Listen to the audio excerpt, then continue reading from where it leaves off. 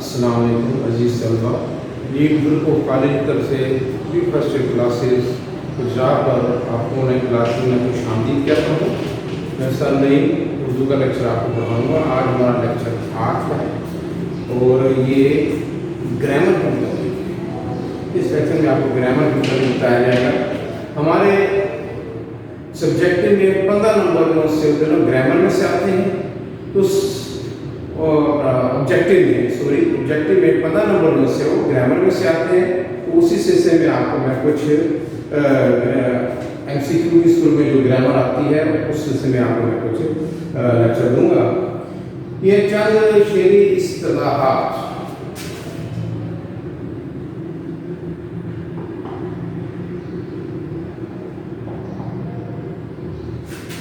इस्तिलाहात है तो बहुत ज़्यादा, लेकिन हम कुछ आपको पढ़ाएंगे।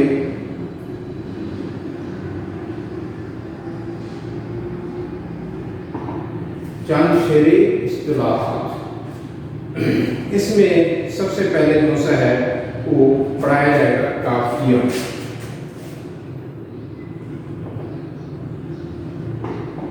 ये तकरीबन 4 इस्तिलाहात हैं: काफिया, रदीफ, मतलब, नुक्ता, और 5 नंबर के MCQ इसमें से आते हैं। ये 5 नंबर के MCQ की सूरत में ये आते हैं।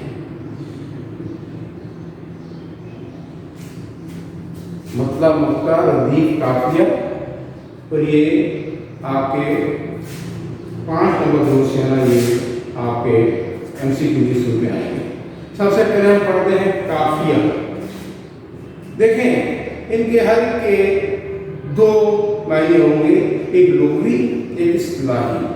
यानी शायरी तौर पर हम इसको क्या कहते हैं। लुग़वी काफी का मतलब है पे दर से आने वाला, पे दर पे आने वाला, पीछे पीछे आने वाला, पे दर पे आने वाला, पीछे पीछे आने वाला। और शायरी मतलब इसका मतलब है कि गज़ल और कसीदे के आखिर में आने वाले हम आवाज अल्फाज, अहम चीज कैसी, हम आवाज, यानी एक जैसी आवाज निकले, हम आवाज अल्फाज। ये लफ्ज अहम है कि शेर के आखिर में आने वाले हम आवाज अल्फाज को काफिया कहते हैं। ठीक है जी। ये रदीफ से पहले आते हैं। बहुत से शेरों में रदीफ नहीं होता, तो हमारा काफिया आखिर में आता है। जैसे उतर कर हीरा से सुए को माया, तो उसका कीमिया साथ लाया। उतर कर हीरा से सुए को आया और एक मुस्तकीमिया साथ आया, और एक नुस्खा कीमिया साथ लाया। इसमें उमूमन तालिब आपको एक गलती करते हैं, सुए को कौम की तरफ और एक मुस्तकीमिया साथ लाया। इसमें आप देखें दोनों में आया और लाया, शेर के अंदर जो आया था आया लाया, ये काफिया है। इसको हम काफिया कहते हैं। हम आवाज अल्फाज आया लाया, खाया पिया, ठीक है ना जी, इसको काफिया कहते हैं। बंदा साहब मुताजवनी एक हुए, तेरी सरकार में पहुंचे तो सभी एक हुए। इसमें गनी और सभी, गनी सभी, ये काफिया कहलाते हैं। ठीक है ना जी। फिर मैं बता दूं आपको काफिया, हम आवाज अल्फाज को काफिया कहते हैं। इसके बाद दूसरे नंबर पर आता है रदीफ।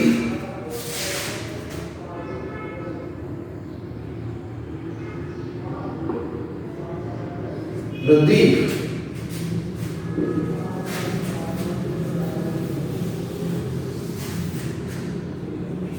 ردیف ہے لوگوں میں گھوڑ سوار کے پیچھے بیٹھنے والا گھوڑ سوار کے پیچھے بیٹھنے والا گھوڑ سوار کے پیچھے بیٹھنے والا. اور شاعری میں کافیے کے بعد آنے والے الفاظ کو ردیف کہتے ہیں. اس میں لفظ ہوگا ایک جیسے. ایک جیسے اس میں تو ہم آواز, اس میں ایک جیسے. جیسے فقیران آئے صدا کر چلے, میاں خوش رہو ہم دعا کر چلے.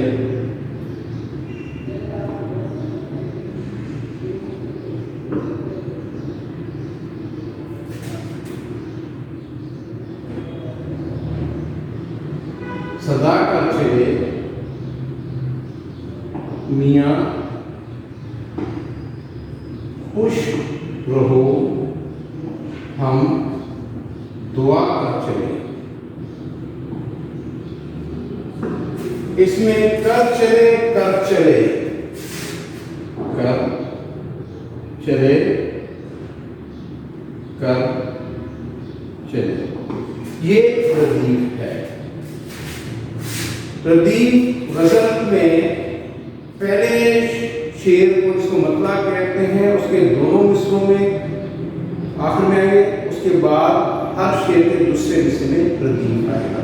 دوبارہ سمجھ لیں, ردیف کا لغوی مطلب ہے گھوڑ سوار کے پیچھے بیٹھنے والا.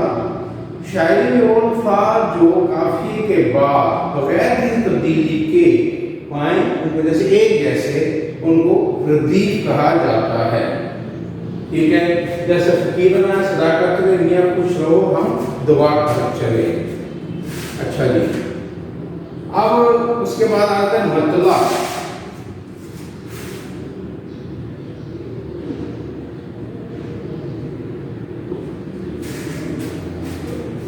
مطلع لغوی مطلب ہے سورج چاند ستاروں کے طلوع ہونے کی جگہ. طلوع ہونے کی جگہ. مطلع کا مطلب ہے طلوع ہونے کی جگہ. ویسے بھی مطلع آسمان کو کہا جاتا ہے, جیسے موسم کا حال بتا دیں کہ آج مطلع ابر آلود رہے گا, گرج چمک کے ساتھ بارش کا امکان ہے. موسمیات آ رہی ہے, موسم کا حال بتا دیں کہتے ہیں مطلع آسمان کو کہا جاتا ہے, مطلع صاف رہے گا. ٹھیک ہے نا. تو لغوی مطلب تو اس کا یہ ہے طلوع ہونے کی جگہ, اور اصطلاحی مطلب شاعری میں اس کو کہتے ہیں غزل یا قصیدے کا پہلا شعر. غزل یا قصیدے کا پہلا شعر جس کے دونوں مصروں میں ردیف اور قافیے کی پابندی ہو. غزل یا قصیدے کا پہلا شعر جس میں ردیف ہو قافیے کی پابندی ہو اس کو مطلع کہتے ہیں. فقیران آئے صدا کر چلے میاں خوش رہو ہم دعا کر چلے. اس میں صدا اور دعا قافیہ ہے, کر چلے ردیف ہے. یا ابن مریم ہوا کرے کوئی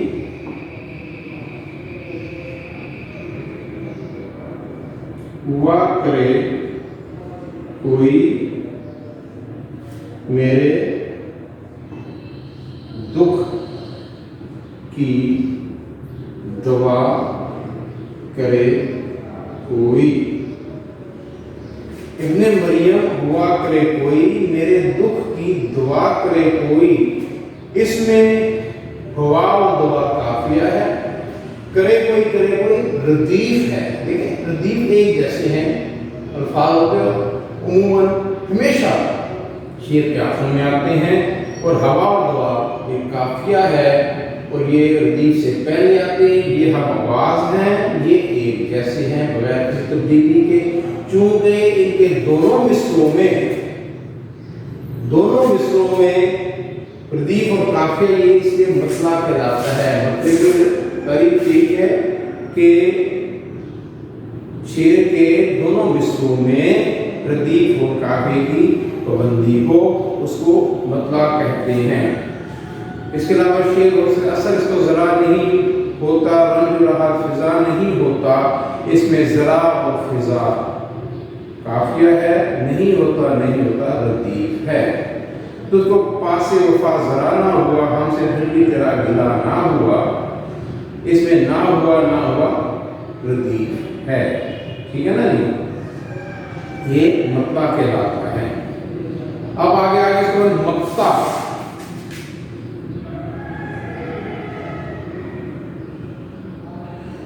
مقطع کا لغوی مطلب ہے کاٹنے کی جگہ، منقطع کرنے کی جگہ، ختم کرنے کی جگہ، ٹھیک ہے، ختم کرنا،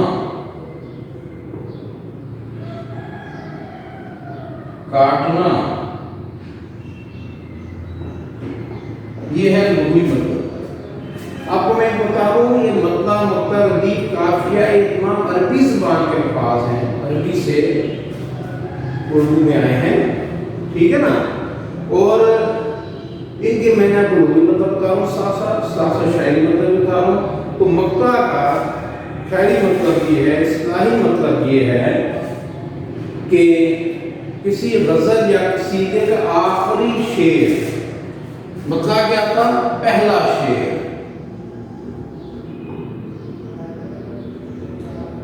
مقطع کیا ہے؟ آخری شعر،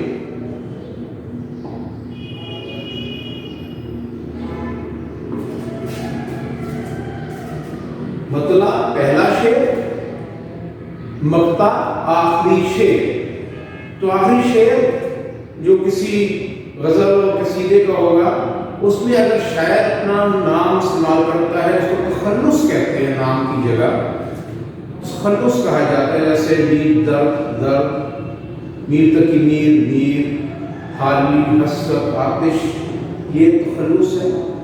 اور یہ جو شاعر اپنے آخری شعر میں استعمال کرتا ہے اس کو مقطع کہتے ہیں۔ جیسے ایک طرح سے سند ہوتی ہے کہ اس شاعر کی یہ غزل ہے، یہ قصیدہ ہے، ٹھیک ہے طالب ساتھوں۔ تو جس میں اگر شعر میں شاعر تخلص بیان نہ کرے، اس کو اس غزل یا قصیدے کا آخری شعر کہتے ہیں، آخری شعر۔ اگر تخلص بیان کر دے گا تو کیا کرائے گا؟ مقطع۔ اگر تخلص بیان نہیں کرے گا تو کیا کرائے گا؟ آخری شعر، ٹھیک ہے۔ تو یہ آپ کو میں نے چند شعر اصطلاح بیان کیے، اس کی مثال بھی آپ کو بتا دیتا ہوں۔ میں نے مانا کہ کچھ نہیں غالب، مفت ہاتھ آئے تو برا کیا ہے۔ میں نے مانا، ان کے شاعر کا اپنا اس کے اندر نام کا کچھ حصہ بیان کرنا ہوتا ہے۔ میں نے مانا کہ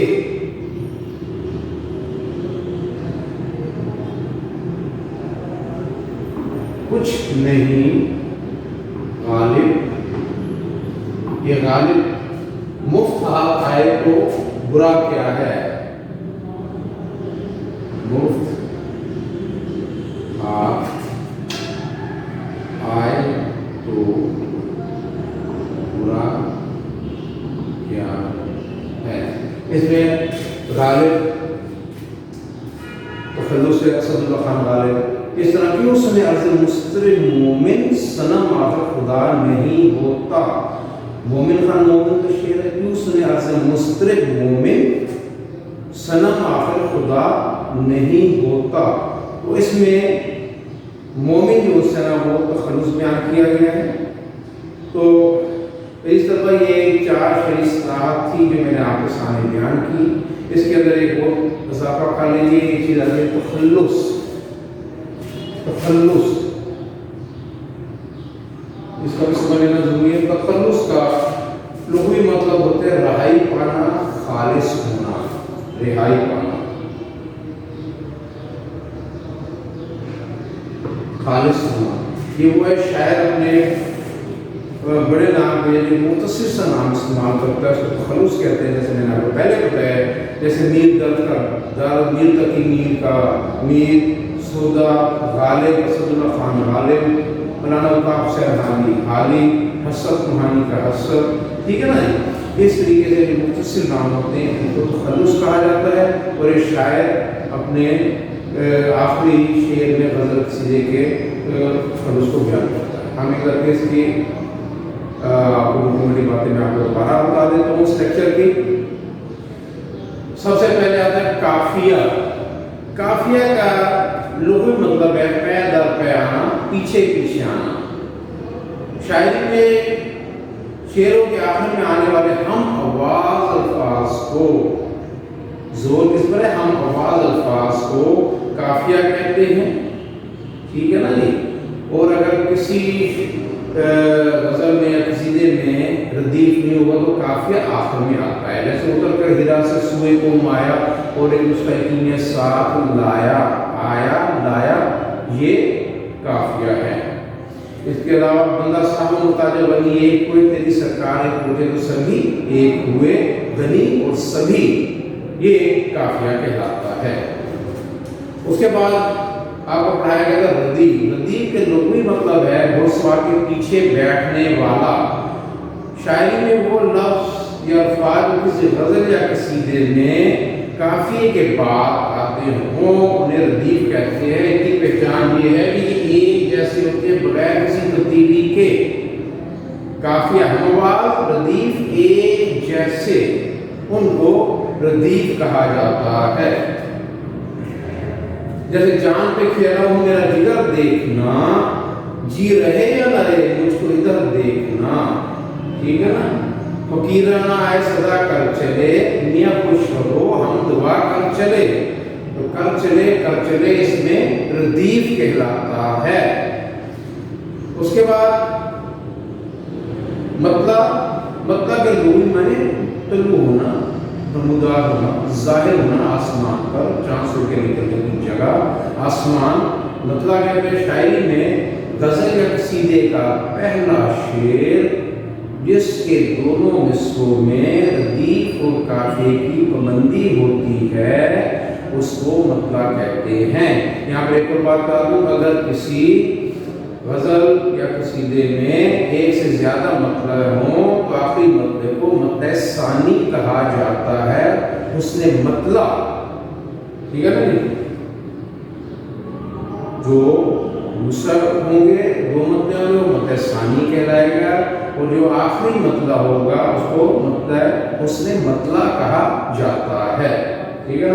جیسے ابن مریم ہوا کرے کوئی میرے دکھ کی دعا کرے کوئی، اس میں کرے کوئی ردیف ہے، دعا اور دعا یہ قافیہ ہے. تو دونوں اس میں قافیہ اور ردیف کی پابندی ہوگی. اس کے علاوہ اصل اس کو ذرا نہیں ہوتا، رنج و راحت فضا نہیں ہوتا، ذرا فضا قافیہ ہے، نہیں ہوتا ردیف ہے. وہ بات مقطع کے لغت میں کاٹنے کی جگہ، منقطع کرنے کی جگہ، ختم کرنے کی جگہ. اور شاعری میں شاعر اپنے غزل یا قصیدے کے آخری شعر میں جس میں تخلص بیان کرتا ہے اس کو مقطع کہتے ہیں. یہ شرط ہے تخلص کا بیان ہونا. مقطع کسی غزل یا قصیدے کا آخری شعر جس میں شاعر اپنا تخلص بیان کرتا ہے. اگر شاعر کا تخلص بیان نہیں کرے گا وہ غزل یا قصیدے کا آخری شعر ہوگا. اسی طرح مطلب ہے اگر دونوں میں سے ردیف اور قافیے کی پابندی نہیں ہوگی وہ غزل کا یا قصیدے کا پہلا شعر کہلائے گا. اگر ردیف اور قافیے کی پابندی ہوگی مطلع کہلائے گا. ٹھیک ہے. اگر ردیف اور قافیے کی پابندی نہیں ہوگی پہلے شعر تو پہلا شعر کہلائے گا. اسی طرح اگر غزل کے آخری شعر میں تخلص کی پابندی ہوگی تو مقطع کہلائے گا. اگر تخلص کی پابندی نہیں ہوگی تو غزل یا قصیدے کا آخری شعر کہلائے گا. عزیز طلبہ امید ہے آپ کو یہ گرامر کچھ سمجھ میں آ گئے ہوں گے. آخر میں پھر بتا دوں یہ 5 نمبر کے آپ کے MCQ کی صورت میں آتے ہیں آبجیکٹیو میں. ٹھیک ہے. جب 20 نمبر کا آپ کے آبجیکٹیو ہوتا ہے صرف 5 نمبر کے مقطع ردیف قافیہ آتے ہیں. عزیز طلبہ یہ ہمارا آخان لیکچر اختتام پذیر ہوا.